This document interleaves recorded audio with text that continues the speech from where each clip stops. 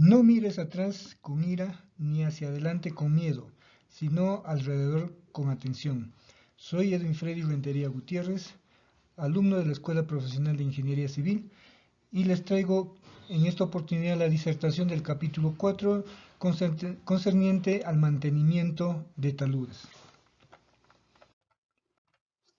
El mantenimiento de taludes pueden clasificarse en tres tipos de trabajo. El primero, los trabajos de mantenimiento de la situación actual mediante reparación de estructuras y vegetación deteriorada. Esto es necesario para asegurar la función de los trabajos de protección que incluyen uso de fertilizantes, remoción de sedimento y entre otros. En segundo lugar, los trabajos de medición de situaciones anormales y fallas. Es necesario para la inspección de situaciones anormales de los taludes y los trabajos de protección.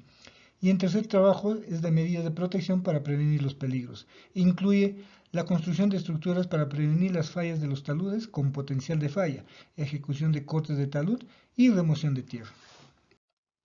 Los mantenimientos de césped en taludes es uno de los primeros temas que vamos a tratar. Estos son necesarios para obtener el buen funcionamiento del talud. Los trabajos de sembrado y el drenaje deben mantenerse y repararse periódicamente.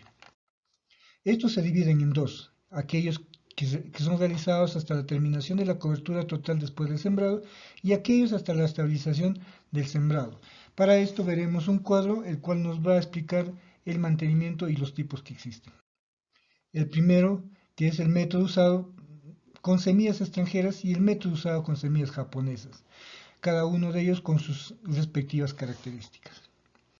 Luego vamos a ver el mantenimiento clasificado por tipo de suelo. Aquí tenemos el método y corte en suelo blando y el corte de suelo duro. En el suelo blando tenemos el suelo arenoso y el suelo arcilloso. También vamos a encontrar problemas de mantenimiento por condición del suelo. En esto vamos a considerar dos tipos de suelo: los suelos arenosos y los suelos arcillosos. En los suelos arenosos, estos se adecuan mejor al crecimiento de las plantas. Tienden a tener una germinación defectuosa por escasez de agua y demora en la formación de cobertura, lo cual va a resultar con daño considerable por erosión después de lluvias fuertes. Y esto va a requerir rociar material de curado para cubrir las plantas como emulsión asfáltica y rociar con agua en el verano con fertilizantes adicionales para acelerar la cobertura y el crecimiento será lento. En los suelos arcillosos el crecimiento es lento, son menos dañados por la erosión y no requieren aumentar la velocidad de cobertura. En estos mantenimientos se usarán fertilizantes compuestos que contengan tres elementos: el nitrógeno, ácido fosfórico y el potasio. La aplicación es de una vez por año, lo cual debe rociarse con las manos o mediante rociador desde la cima o al pie del talud. En segundo tema vamos a tratar sobre el mantenimiento de trabajos de protección de taludes empleando estructuras. Esto se ejecutará en tres tipos de taludes: en taludes donde el sembrado no es adecuado, en taludes cuya estabilidad no puede mantenerse solamente con el sembrado, y en taludes a gran escala que pueden causar fallas, caídas de rocas o expansión por congelamiento. La importancia en este mantenimiento es hacer una inspección, el cual se realizará con patrullas de inspección, y esto va a ser muy económico para la empresa. El tipo de inspección se determinará por cuatro aspectos: la clase de talud, la importancia de la carretera, por la topografía, por el suelo y el clima. Esto requiere de una inspección cuidadosa después de tifones, lluvias locales severas, lluvias fuertes, terremotos u otros fenómenos que obstruyan el tráfico de carreteras.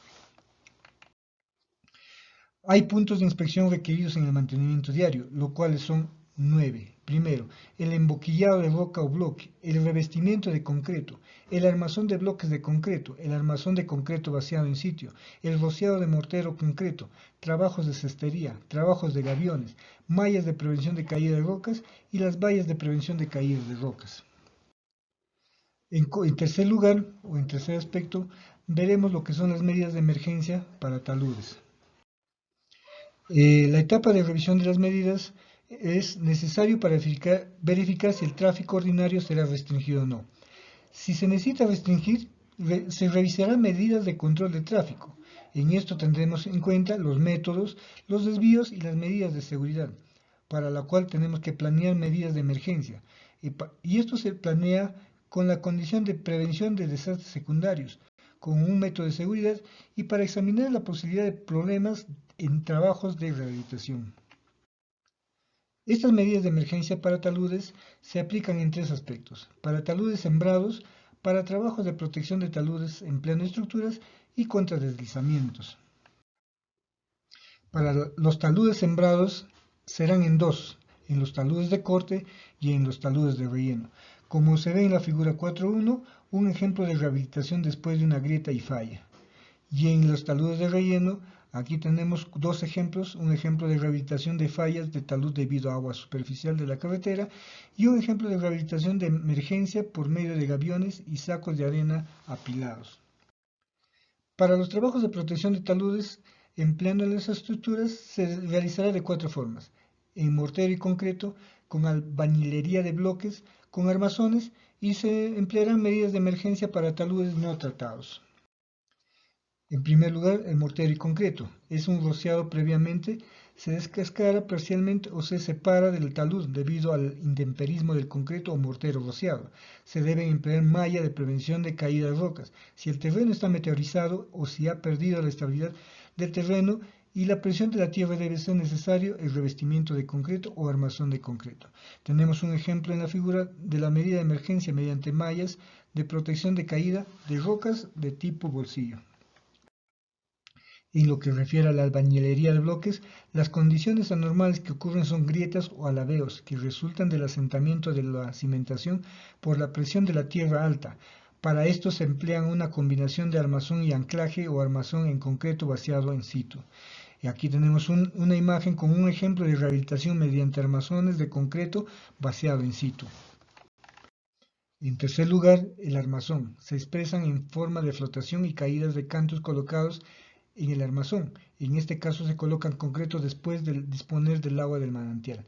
Si existen suelos arenosos detrás del armazón y existen también agua de infiltración, la parte posterior de este puede socavarse, resultando en el hundimiento del armazón y el derrame del sedimento. En este caso, el agua de infiltración debe desalojarse, pudiendo ser necesaria la reinstalación de los armazones o la consolidación del concreto. En cuarto lugar, tenemos las medidas de emergencia para taludes no tratados. En esto, los bloques sueltos, peligrosos o el suelo suelto de un talud pueden removerse primero. Sin embargo, ya que su remoción es difícil, en muchos casos deben tomarse las siguientes medidas. Primero, los bloques y suelos sueltos que pueden caer deben sujetarse por los métodos de albañilería seca o húmeda en un lugar seguro del talud, o deben fijarse al talud mediante concreto o anclaje. En segundo lugar, se instalan mallas o vallas de prevención de caída de rocas para prevenir el daño al tráfico en el caso que caigan las rocas. Y en tercer lugar, si son apropiadas las medidas indicadas anteriormente, pueden instalarse los cobertizos. Aunque estas dos medidas serán efectivas contra las fallas de sedimentos, también se emplea la reexcavación de los taludes para obtener un gradiente estable del talud o el empleo de trabajos de protección con estructuras para estabilizar la parte principal del talud. Y también tenemos las medidas de emergencia contra deslizamientos como tercer tema. En las medidas de emergencia contra deslizamientos tendremos cuatro aspectos. Primero, la predicción de deslizamientos, el reconocimiento de las medidas de emergencia, la rehabilitación de emergencia y las medidas de protección de emergencia. En la predicción de deslizamientos tenemos dos aspectos: la velocidad de deformación, en el cual se ocurren grietas o depresiones en la superficie de la carretera o en la parte superior o inferior del talud. Es necesario predecir la ocurrencia y tiempo de un posible deslizamiento. Debe instalarse este propósito extensómetros. Y como segundo lugar tenemos la relación de la topografía, geología y el deslizamiento. En este caso, si la plasticidad de una masa del suelo aumenta, el deslizamiento tiende a ser más lento, aun cuando el terreno se haya deformado considerablemente. El tiempo desde el inicio de las grietas y el inicio del deslizamiento se acorta y la aceleración del deslizamiento es mayor.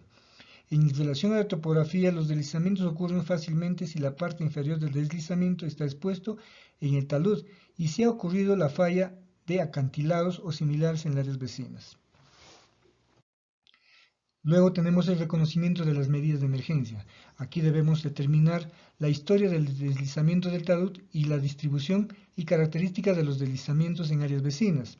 También determinar el tamaño del deslizamiento y su mecanismo y predecir su actividad futura después de analizar las estructuras geológicas del área de deslizamiento, la variación de las superficies del terreno, la distribución del agua subterránea y las superficies de deslizamiento. Y por último, determinar la localización y escala en detalle de las grietas, la presencia de grietas de tensión y compresión, lugares donde existe agua de manantial y el quiebre del gradiente, después de investigar la superficie del terreno.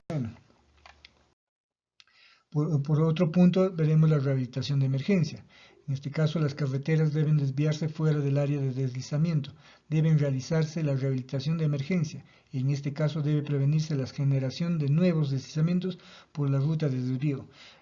Y aquí tenemos una imagen con el modelo y el ejemplo cómo se va a hacer una rehabilitación de emergencia evitando al área deslizada. En segundo lugar, tenemos, si no es posible la ruta de desvío, la rehabilitación de emergencia puede llevarse a cabo en las tierras colapsadas sin eliminarla, aunque esto puede aumentar la gradiente longitudinal. Si es inevitable ejecutar la rehabilitación de emergencia, después de la remoción de la tierra colapsada de la carretera, deben instalarse estructuras de contención de tierra en el lado del talud para mantener la remoción de tierra a un mínimo, según la figura siguiente. En cuarto aspecto, si se realizó relleno cerca de la parte superior de un área de deslizamiento y ocurrió un deslizamiento, debe removerse el relleno para reducir la carga en la parte superior para la rehabilitación de emergencia. En este caso debe desviarse la carretera fuera del área dañada, debe modificarse el alineamiento longitudinal o debe usarse una estructura. En la carretera a ser urgentemente rehabilitada, el talud de corte debe protegerse con material flexible. Las facilidades de drenaje deben prevenir la infiltración al área de deslizamiento. Deben rehabilitarse urgentemente todo el sistema de drenaje. Debe revisarse y debe planificarse el drenaje del agua subterránea para la tierra caída. En cuarto punto tenemos las medidas de protección de emergencia. Esto se debe realizar para mantener el daño a un mínimo o reduciendo la velocidad de movimiento del área afectada.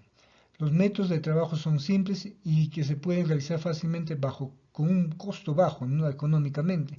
Además, en la determinación de las medidas de protección de emergencia deben tomarse en cuenta las medidas permanentes futuras. Se describen a continuación algunos tópicos de las medidas de protección de emergencia.